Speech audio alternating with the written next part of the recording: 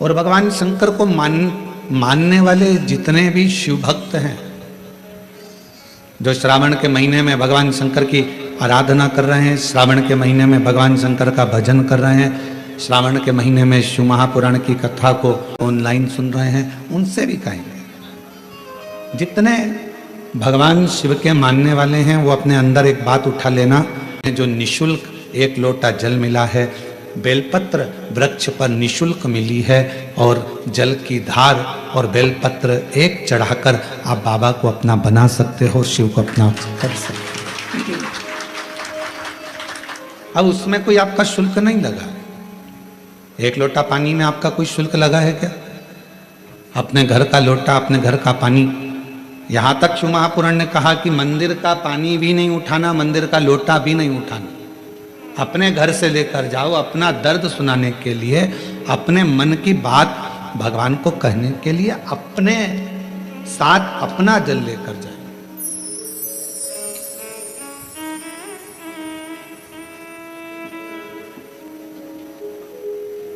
शिव महापुराण की कथा तो यहाँ तक कहती है कि भगवान की कोई भी स्तुति अगर आपको करना है तो अपने दिल में जो बात आए वो भगवान से कहो। किसी की पढ़ी पढ़ाई, किसी की सुनी सुनाई स्तुति भी हमको नहीं करना, खुद की स्तुति जो आपके दिल से निकल रही हो भगवान के लिए, उसको पुकारने के लिए, उसको बुलाने के लिए, वो स्तुति खुद करिए।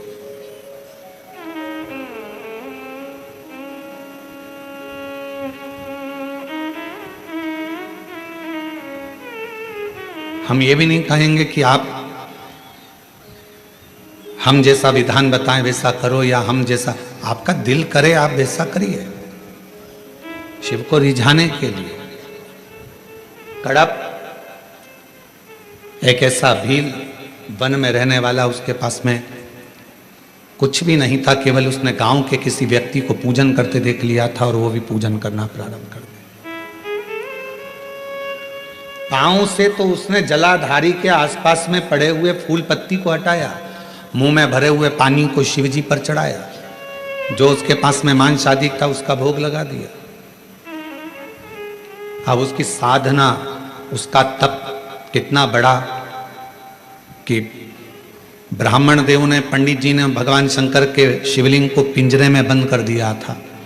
पिंजरे की एक तान टूट गई लोहे की, शिवलिंग पर जाकर लग गई, शिवलिंग में से खून बहना प्रारंभ हो गया, रक्त बहना प्रारंभ हो गया। कड़प आया, उसने देखा मेरे शंकर भगवान का नेत्र लग गया, नेत्र में ये लोहे की तान लग गई, आंख फूट गई। हाथ लगाया, खून नहीं रुका, कपड़ा लगाया, रक्त नहीं रुका। तब उसने अपनी त्रिशूल से आंख निकाल ली और वही शिवजी के शिवलिंग पर लगा दी, वही।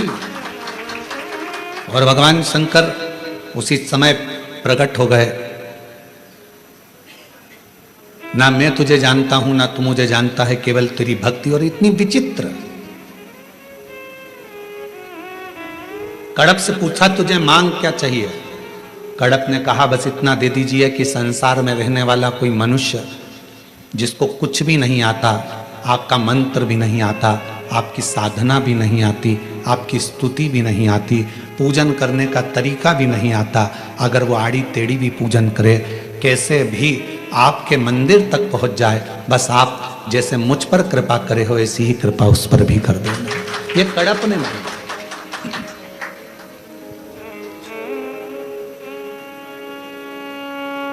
मेरे शंकर भगवान तुम्हारी स्तुतियों से, मेरे शंकर भगवान तुम्हारे बहुत बहुत सारा कि 100 लोटे जल चढ़ाओगे तो शंकर जी प्रसन्न होंगे, 1.25 लाख बेलपत्र चढ़ाओगे तो शिव जी प्रसन्न होंगे। भगवान शंकर के लिए कड़क व्रत करोगे, कुछ भी खाओगे पियोगे नहीं तो शंकर भगवान प्रसन्न होंगे, या अपना घर छोड़ दोगे तो शंकर भगवान प्रसन्न होंगे, या भगवान शंकर को शहद चढ़ाओगे या शंकर भगवान को रस चढ़ाओगे, ये चढ़ाओगे तो शंकर भगवान प्रसन्न होंगे। नहीं रे भाई, शंकर जी को प्रसन्न करने के लिए एक तो दिखावा मत करना, आडंबर मत करना, भगवान शंकर को प्रसन्न करने के लिए कहीं से कर्जा मत करना, भगवान शंकर को प्रसन्न करने के लिए केवल तेरा दिल, तेरा मन हृदय से बैठ जाना और मुख से ओम नमः शिवाय, ओम नमः शिवाय, श्री शिवाय नमस्तुभ्यम का उच्चारण करना। जो तेरे पास में है वो शिव को समर्पित करना। जो तुझे बोलना आता है, जो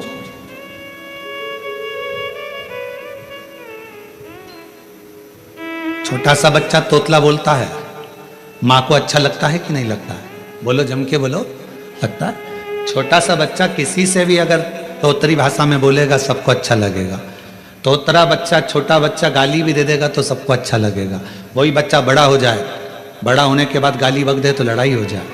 तोतरा है, माँ बाप स्वीकार करेंगे, लोग स्वीकार करेंगे। छोटा है, सब स्वीकार करेंगे। शिव जी की कथा कहती है कि भगवान शंकर को रिझाने के लिए आपकी तोतरी भाषा से, आपके निर्मल मन की भाषा से, आपके हृदय की भाषा से आप शिव जी को जैसे रिझाना चाहोगे, शंकर भगवान जल्दी प्रसन्न होंगे। और अगर आप आडंबर से, दिखावे से, छल से परमात्मा को पाने का प्रयास करोगे तो शिव कभी प्राप्त नहीं होगा।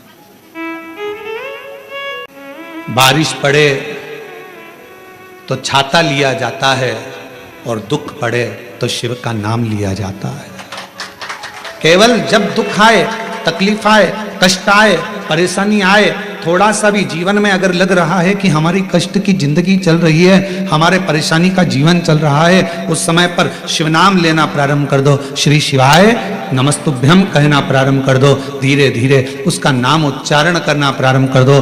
घर के दरवाजे पर श्री शिवाय नमस्तुभ्यम लिख दो। गाड़ी पर, बंगले पर, दुकान पर, जायदाद पर उसका नाम लिख दो कि अब हमारे बस का नहीं है, लोग हमको तकलीफ दे रहे हैं, कष्ट दे रहे हैं, अब दुनिया हमारे से नफरत कर रही है, पर मेरे बाबा तू मुझे निभा लेना। पूरी जमीन, जायदाद, मकान, गाड़ी, खुद सब कर श्री शिवाय नमस्तुभ्यम लिख दो, उसके सुप्रत कर दो। ना हमसे तब बनता, और हमें भरोसा है आपसे भी नहीं बनेगा। आपसे कोई कहते पेड़ के नीचे बैठी रहे, सिर पे पल्लू लेके बैठी 4 घंटे तो बनेगा? घर छोड़ सकते हो? नहीं। नदी पर जाकर बैठ सकते हो? थोड़ा सा नदी में पानी बड़ा, बारिश में तो पीछे खसक जाओगे, तुरंत नहीं बन सकता। ना हमसे तब बन रहा है, ना साधना बन रही है, ना हमसे कोई ऐसा व्रत बन रहा है। पहले के व्रत आज के व्रत में अंतर है। आज के व्रत में तो पेट भरकर फराल कर लो, फिर भूख लग जाती है, फिर सेव फल खा लिया, केला खा लिया, पपीता खा लिया, रात्रि के फिर फलहार की तैयारी, फिर वो खाने के बाद फिर दूध पीने की तैयारी, फिर आधी रात को फिर पति को नींद नहीं आ रही, पति बोले तेरा व्रत है, हाँ आज एकादशी है। पति ने मन में सोचा 11 बार खा लेती, एकादशी पूरी हो जाती, क्यों ना खा। व्रत नहीं, ना हम तप कर पा रहे, ना साधना कर पा रहे, ना व्रत कर पा रहे कली काल में। इसलिए तुलसीदास बाबा ने लिख दिया कलयुग केवल नाम धारा। इसलिए तुलसी बाबा ने लिखा कलयुग में कुछ नहीं बने तो एक काम करो, राम राम राम राम जपते रहो, शिव नाम जपते रहो, कृष्ण नाम जपते रहो। तुम्हारे दिल में जो बैठ जाए, जिसका तुम भजन कर सकते हो उसको भजो। भगवान का भजन करने में मन लगा लो। तुम जितना जपोगे आडंबर से दूर रहोगे, तुम जितना जपोगे सबसे दूर रहोगे। इसलिए कलिकाल में एक नियम बना लिया, सारी समस्या का हल जल। फुर्सत मिले 2 मिनट जाओ, शंकर जी को जल चढ़ाओ। अपने शिव के लिए अगर तुम 2 मिनट का समय मंदिर जाने का निकाल लोगे तो भगवान शंकर भी अपने समय में से तेरा दुख हरने के लिए तेरे दरवाजे पर आकर खड़ा हो जाए। समय निकालो। आजकल का जमाना यही है, तुम किसी के यहाँ जाओगे तो कोई तुम्हारे यहाँ बोलो तो आएगा। बहन के घर शादी में जाओगे तो बहन तुम्हारे घर शादी में, तुमने अपनी बहू को भेज दिया तो वो भी बहू को भेज देगी। और तुम्हारे जाने में और बहू के जाने में अंतर है। बहू शादी में जाती है, काम वाम नहीं करती, कुर्सी पर डेंटिंग पेंटिंग करके बैठ जाती है। काम करेगी क्या? नहीं। मौसी सास के यहाँ आई है, फैलारा पड़ा है तो पड़े रहने दो, सामान पड़ा है तो पड़े रहने दो। पर बहन के घर शादी में बहन जाती है, जितना सामान आता है, कपड़े आए, मायरे का सामान आया, सारा सामान संभालती है। मिठाई के डब्बे इधर रखेगी, बर्तन उधर रखेगी, सामान उधर रखेगी, बहन संभालेगी, बहू नहीं। अब तुम्हारे यहाँ शादी में तुमने बहू को भेजा तो उसने भी बहू को भेज दिया। तुम आती तो वो भी, तुमने संभाला तो वो भी संभालती। हमारी जीजी ने हमारे यहाँ काम संभाला था भैया, उसके घर काम आया है, हम भी जाके संभालेंगे क्योंकि हमारी बहन ने हमारे यहाँ संभाला था। उसी तरह जैसे तुम अपने रिश्तेदार को शादी में भेजते हो तो वो अपने रिश्तेदार को भेजता है। अब तुमने कह दिया मम्मी कथा हो रही है, तुम चली जाओ, तो भगवान भी कह देगा जब अंतिम समय आएगा, ये मरने वाली है, यमराज तू चले जा, तू चले। और अंतर देखिए, बहन आती तो काम करती, भगवान आता तुझे लेने के लिए भोलेनाथ तो नंदी पर बिठा कर ले जाता, डमरू बजाता बजाता। देवराज ब्राह्मण को लेकर गया था नंदी पर बिठा कर, नरसिंह जी को बैठा कर लेकर गया था। और अगर यमराज आता है तो नंदी पर काय पर बिठा के ले जाता है? नहीं, पाड़े की पूंछ से बांध कर ठोकता ठोकता, दे धम दे धम दे धम। खूब मोबाइल पे झूठ बोली थी, दे, खूब दिया। दिन भर चैटिंग में लगी रहती थी, दे। जरा सा कोई गलत लिखता था फेसबुक पे और कमेंट्स करती थी, दे। उंगली पर रखेंगे और दोचेंगे, इसी से चलाती थी खूब व्हाट्सएप, दोचो। चिल्लाएगी, क्षमा कर दो, मुझे माफ कर दो, एक बार वंश मोर फिर जन्म दे दो, मोबाइल नहीं चलाऊंगी, और चलाऊंगी तो शिव पुराण देखूंगी, फिर कुछ नहीं देखूंगी। भगवान बोले शिव पुराण की आड़ में चैटिंग करती रहती, दे, दे, दे, फिर मारा लपक के, फिर दो, खूब दुबेरा। चलते चलते फिर याद आया, मेरी नीले कलर की साड़ी एक बार भी नहीं पहनी। यमराज से कहा, भगवान प्लीज क्षमा कर दो, बहुत दुख हो रहा है मुझे। भगवान ने पूछा, किस बात का दुख हो रहा है? अलमारी में तीसरे नंबर के ब्लॉक में नीले कलर की साड़ी रखी है, उसकी फाल लगवा ली थी, चोली भी बनवा ली थी, बस पहन नहीं पाई, मुझे एक बार मौका दे दो, मैं पहन लूं। और हमारे मोहल्ले में नया पार्लर खुला है, उसके पास एक बार भी नहीं थी, कृपा कर। यमराज ने फिर दिया धर के, चल। किस काम की वो जिह्वा जो भगवान का भजन ना कर पाए, किस कान का वो श्रवण जो भगवान की कथा ना सुन पाए, और किस काम का वो मस्तक जो भगवान के आगे झुक ना पाए। किस काम, क्या करे वो सभी। शिवा भगत की एक कथा आती है। मालती का एक पुत्र था शिवा, उसको लोग शिव कहते थे। क्यों? क्योंकि मालती के घर में कमाने वाला कोई नहीं था, ससुर के प्राण छूट गए थे, पति शरीर से विकलांग था, और मालती मेहनत करती, परिश्रम करती। घर में एक बेटे का जन्म हुआ जिसका नाम शिव के ऊपर शिवा रखा।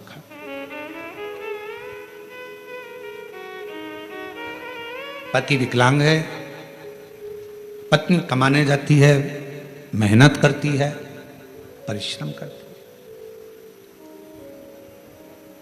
एक अगर घर में तकलीफ है, घर में कष्ट है, परेशानी है, कलिकाल का समय है, कलयुग का समय है, शास्त्र कहता है कि इस कलिकाल में धर्म पत्नी को पति के कदम से कदम मिलाकर साथ देना चाहिए, मेहनत में, परिश्रम में आगे रहना चाहिए। मालती बेटे का नाम शिवा रख दिया। पति पांव से विकलांग था, करता कुछ नहीं था, अकेली मेहनत करने जाती है, परिश्रम कर। अब दुनिया की रीति है, जब एक नारी पुरुष की तरह आगे बढ़कर काम करती है और आगे बढ़ने का प्रयास करती है, तो दुनिया के लोग ताना देने का प्रयास करते हैं। उसका विल पावर कमजोर कैसा करा जाए, उसको तोड़ा कैसे जाए, उसको झुकाया कैसे जाए, उसको अंदर से तोड़ने का प्रयास करते हैं। शिव कथा कर रही है। मालती ने विचार करा कि घर को चलाना है, बेटे का जन्म हुआ है, बेटे का नाम शिवा रखा है। शिव कहती है, माँ। धीरे धीरे बच्चा एकांत रहने लगा, समय बीता। एक दिन माँ काम में लगी रहती, बच्चे को घर में जब भरण पोषण का कुछ ना पड़ा, कुछ नहीं। जिस जगह पर माँ काम करती थी उसी जगह पर उस बच्चे को काम पर लगा दिया और कह दिया, मेरा स्वास्थ्य ठीक नहीं, सेठ जी मैं आपकी दुकान पर, आपके घर पर कार्य करने नहीं आ सकती, अब मेरा पुत्र है। ये कथा कोई पुरानी नहीं, इसी कलयुग की है, इसी कलयुग। आपके यहां ये मेरा पुत्र आएगा, छोटा सा लड़का, 9 वर्ष की उसकी आयु, सेठ जी के घर कार्य करने जाता तो सेठ जी का गांव बहुत दूर था, वहां से आता, बेटे को भय लगता, डर लगता, क्या करे। माँ के पास आकर बोला, माँ सेठ जी कभी रात्रि को छोड़ते अकेले जंगल में आने में मुझे भय लगता है। माँ कहती क्या भय। हाथ पकड़ा बेटे का माँ ने, शंकर भगवान के शिवालय में लेकर गई, शिव जी के गले में पड़ी हुई रुद्राक्ष की माला निकाली, माला निकालकर बेटे के गले में डाल दी और कह दिया केवल तू अकेला नहीं, तेरा महादेव तेरे साथ चलेगा, हर पल हर घड़ी हर क्षण रहेगा। एक बहन ने एक पत्र लिखा था कल कि रुद्राक्ष क्यों पहना जाता है, तुलसी की माला क्यों पहनी जाती है। रुद्राक्ष पहनने का कारण क्या है, तुलसी की माला पहनने का कारण क्या है, क्यों रुद्राक्ष पहना जाए, क्यों तुलसी की माला पहनी जाए, उसका कारण क्या है। हम आपसे पूछते हैं, सब बोलना। एक कटोरी में शक्कर ले लो, ठीक है, उसमें तुलसी का थोड़ा सा दल डाल दो,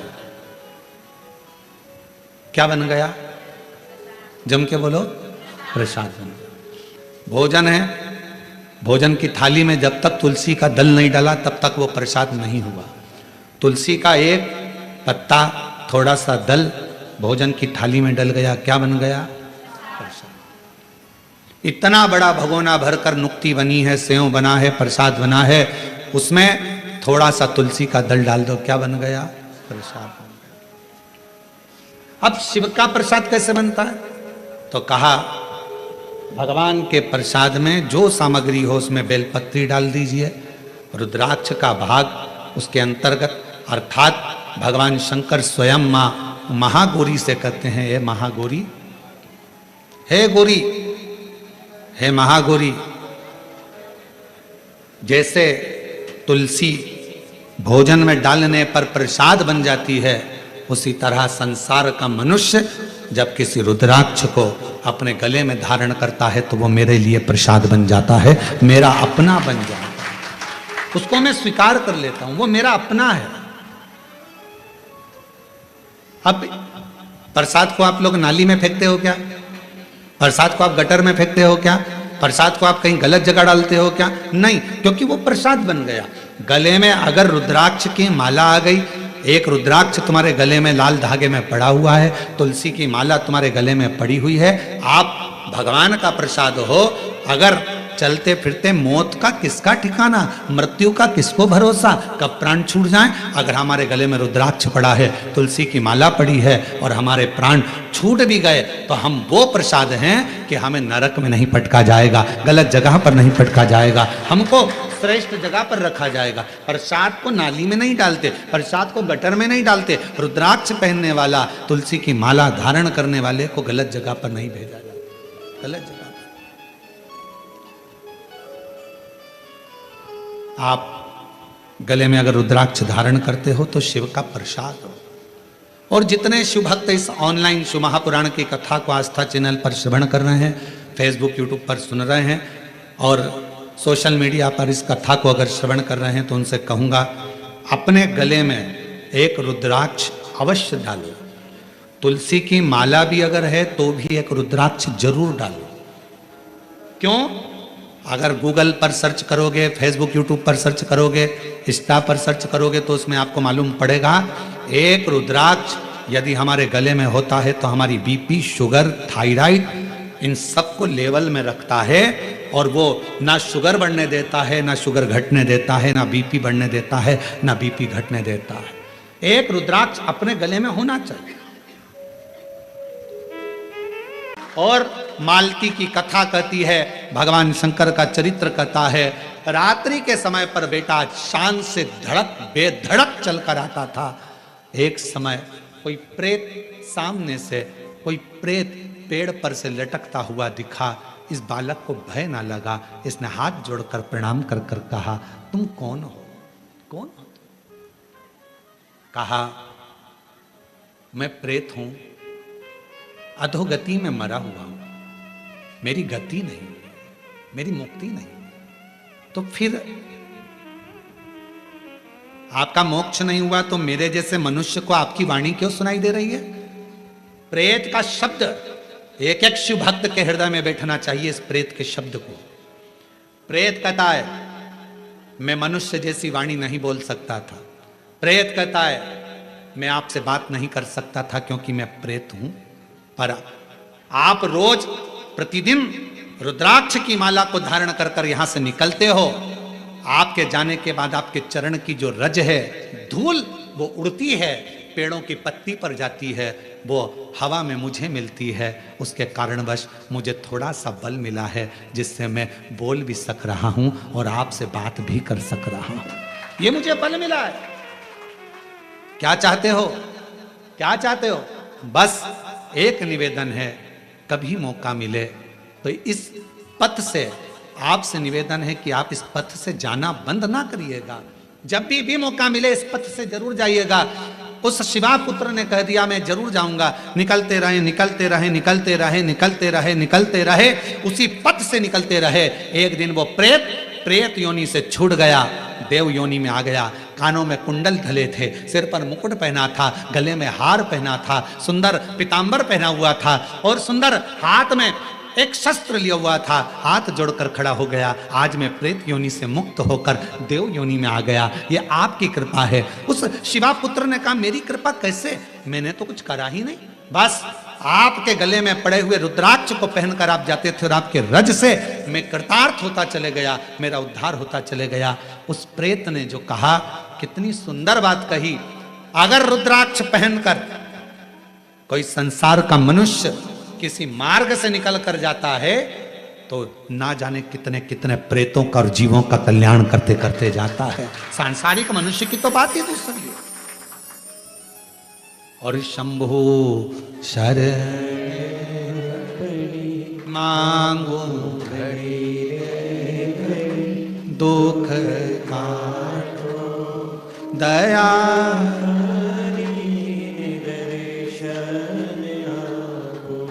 शंभु शरण मांगू घड़ी रे दुख काटो दया करीन दर्शन। एक प्रेत की भी गति रुद्राक्ष धारण करने वाले जीव से हो जाती है। माताएं कहती हैं कि रुद्राक्ष पहनना चाहिए, क्यों नहीं? हम तुलसी की माला पहने कि रुद्राक्ष पहने, दोनों पहनो, कोई दोष तो नहीं लगेगा। कहां लिखा कि तुलसी पहनने वाले को रुद्राक्ष नहीं पहनना चाहिए, रुद्राक्ष पहनने वाले को तुलसी नहीं पहनना चाहिए? जब भगवान राम भगवान शंकर जी की आराधना करते हैं और शंकर जी भगवान राम की आराधना करते हैं तो दोनों के लिए समता है। किसी के लिए ना तुलसी से बैर ना रुद्राक्ष से बैर, दोनों धारण कर सकते। गले में एक रुद्राक्ष का मनका आपके जीवन में ना जाने कितनी व्याधियों से, कितने दुखों से तुमको निकाल देता है, कितने दुखों से। वो समय गया जिस समय पर नारी केवल चौके का काम करती थी और लोग गाली देते थे, अपशब्द कहते थे, ताना देते थे, वो घर में रह लेती थी। आज का समय एक बेटी अपनी सेना को लेकर जाती है और पूरे पाकिस्तान को हिला कर जाती है। आज का वो युग है। आज का वो युग है कि एक बेटी पूरे पाकिस्तान को हिला कर जाती है। आज का वो युग है एक बेटी अंतरिक्ष में जाती है और अंतरिक्ष का छोर पाकर वापिस आ जाती है। आज का वो युग है एक बेटी साइंटिस्ट बनकर पूरे साइंटिस्टों को ज्ञान प्रदान करती है। आज का वो युग है। आज की बेटी collector, SP, IG, DIG, commissioner और बड़े बड़े अधिकारी और मंत्री के पद पर बैठती है। आज का वो युग है। वो गया समय, एक कलिकाल का समय, कलयुग का समय। और ये किसने दिया? कोई तुमसे पूछे कि एक स्त्री को आगे करने का अधिकार किसने दिया तो तुम कह देना भगवान शंकर ने दिया। कहां? तारकासुर जैसा असुर सामने था, विदल उत्पल नाम के असुर सामने थे, महिषासुर सामने था, और उस महिषासुर को मारने के लिए संपूर्ण जगत के देवता 33 कोटि देवता सामने खड़े हुए थे, पर महिषासुर नहीं मरा। आखिरी में बिदल उत्पल को मारने के लिए भी मां जगत जननी जगदम्बा को आगे करा गया, और महिषासुर को मारने के लिए भी जगदम्बा को आगे करा गया। शंकर भगवान ने कितना सुंदर शब्द किया। पार्वती जी कहती हैं मैं आगे बढ़ूं, शंकर जी कहते हैं एक स्त्री पुरुष से ज्यादा बल रखती है, क्यों चिंता करती हो। एक लाइन आती है, तेरे भक्त जनों पर माता बीड़ पड़ी है भारी, दानव दल पर टूट पड़ो मां करके सिंह सवारी, सो सिंहों से बलशाली, अष्ट भुजाओं वाली, दुखियों के दुख लेने वाली, ओ मैया हम सब उतारे तेरी आरती। कितने सिंह, जम के बोलो जरा, फिर से लाइन बोलो, सो सिंहों से बलशाली, अष्ट भुजाओं वाली, दुखियों के दुख लेने वाली। 100 सिंहों से तू बलशाली है जगत जननी, 100 सिंहों से। आप जरा विचार करिएगा, किसी व्यक्ति को अगर संबोधित किया जाता है ये तो शेर है, मतलब वन ओनली एक, और बहू को सम्मानित किया जाता है 100 पे भारी है। बोलो सही है कि गलत है। एक व्यक्ति को संबोधित किया जाता है वन ओनली, शेर है, और अगर स्त्री को संबोधित किया जाता है तो कभी कभी सास भी कह देती है मेरी बहू तो 100 पे भारी। किसकी सुने, 100 पर भारी। इतनी बोलती है, इतना बोलती है कि 100 लोग बोले इतना बोलती है, इतना तेज है, इतनी तेज पूरा मार्केट करके गाड़ी उठाए भुड़ भुड़ करके जाए पूरा मार्केट करके 100 पर भारी। बोलो बोलो सत्य है कि गलत है। संबोधन अब किसी व्यक्ति के लिए ये तो शेर है, शेर ओनली वन, और वो 100 पूरी 100 भारी है। 100 सिंहों से बलशाली, अष्ट भुजाओं वाली, दुखियों के दुख हारे, ओ मैया हम सब उतारे तेरी आरती। अब 100 सिंहों के बराबर उसमें बल है। शंकर भगवान आज के युग में, कलयुग में अगर स्त्रियां नारियां आगे आकर कार्य कर रही हैं, स्त्रियां आगे बढ़ी हैं, तो इसमें सबसे बड़ा योगदान, सबसे बड़ी कृपा मेरे देवादिदेव महादेव की है, जिन्होंने पार्वती जी को आगे करा, मां जगदम्बा को आगे करा।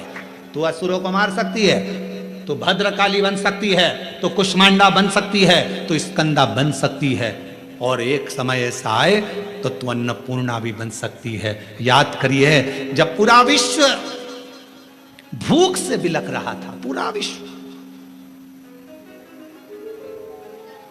अकाल पड़ गया पूरी सृष्टि में, तड़पने लगे लोग, पक्षी मरने लगे, पशु मरने लगे, मानव मरने लगे, कुछ नहीं बचा। शिव अखंड समाधि में डूबे हुए थे, और शंकर भगवान अखंड समाधि में थे। देवता आए शिव जी से प्रार्थना करने के लिए, शिव जी उठते नहीं। ब्रह्मा जी आए, शिव जी उठते नहीं। इंद्र आए, शिव जी उठते नहीं। अखंड समाधि में लगे भगवान देवादिदेव महादेव, उठने का नाम नहीं।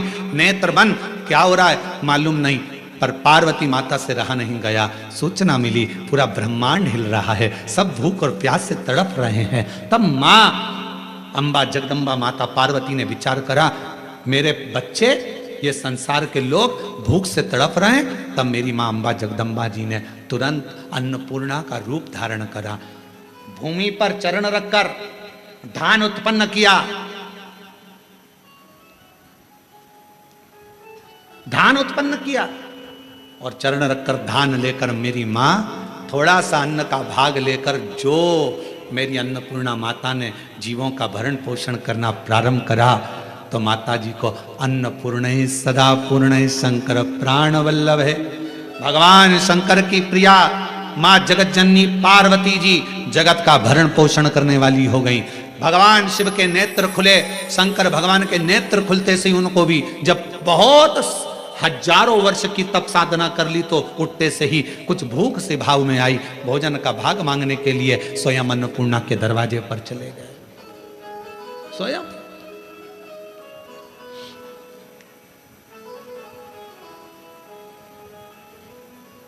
जब जगत पूरे विश्व में हाहाकार मचती है तो वो अन्नपूर्णा बन जाती है।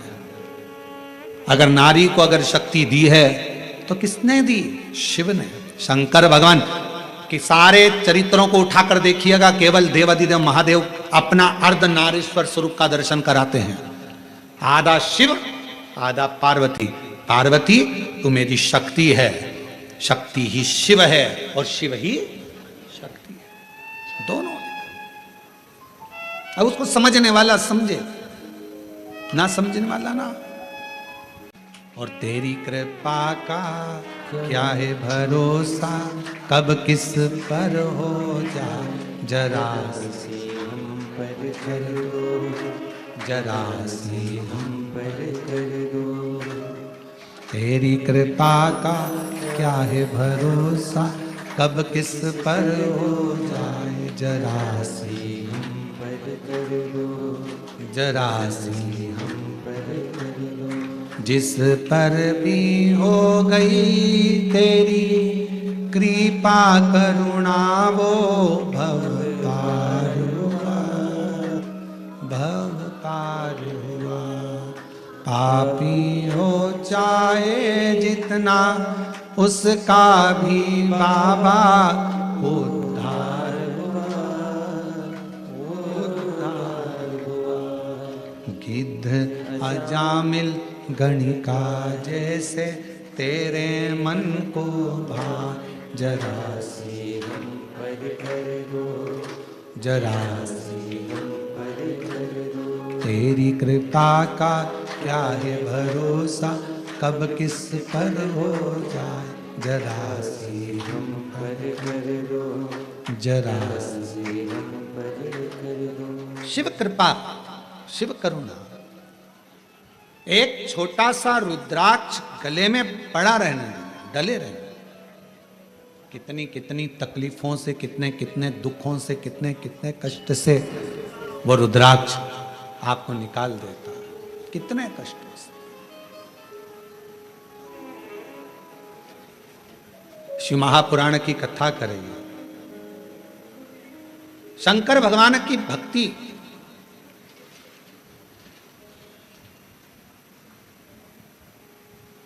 किसी का भला करने में और भगवान शंकर का भजन करने में धन मूल नहीं, मन मूल है। मन,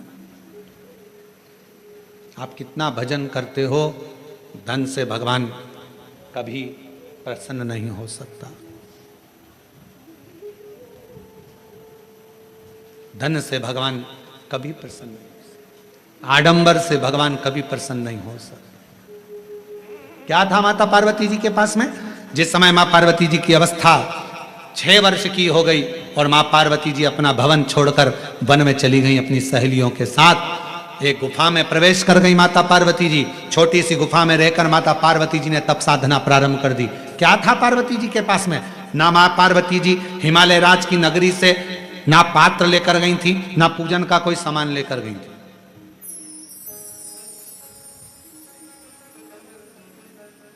कोई वस्तु माता पार्वती जी लेकर नहीं गई। अपने पिता के घर से गई तो खाली हाथ गई। अपनी सहेलियों के साथ, सखियों के साथ गुफा में बैठकर भगवान का तप करने बैठ गई। जब पार्वती जी ने देखा कि मैंने हजारों समय निकाल दिया, वर्ष निकाल दिया, शिव जी प्रसन्न नहीं होते, शंकर भगवान सामने आते ही नहीं। और आपको पहले भी कथा में कहा, तप से भगवान को प्रसन्न करना कोई साधु, कोई सन्यासी, कोई तपस्वी, कोई साधक, कोई उपासक तप से भगवान को प्रसन्न कर सकता है। योग से, साधना से, भगवान को कोई तपस्वी साधक प्रसन्न कर सकता है। आप और हम तो कलयुग में रहने वाले हैं। आप तब करते हो क्या? आप करते हो तो बात दूसरी, हमसे तो नहीं बन पाता। हमसे तो केवल एक ही काम बनता है, सारी समस्या का हल जब, तब हमसे भी नहीं बनता। कोई हमसे कहे तुम साधना में बैठते हो, नहीं साहब, हम तो एक ही काम करते हैं। जय सुबह से लेकर शाम तक जितना समय मिलता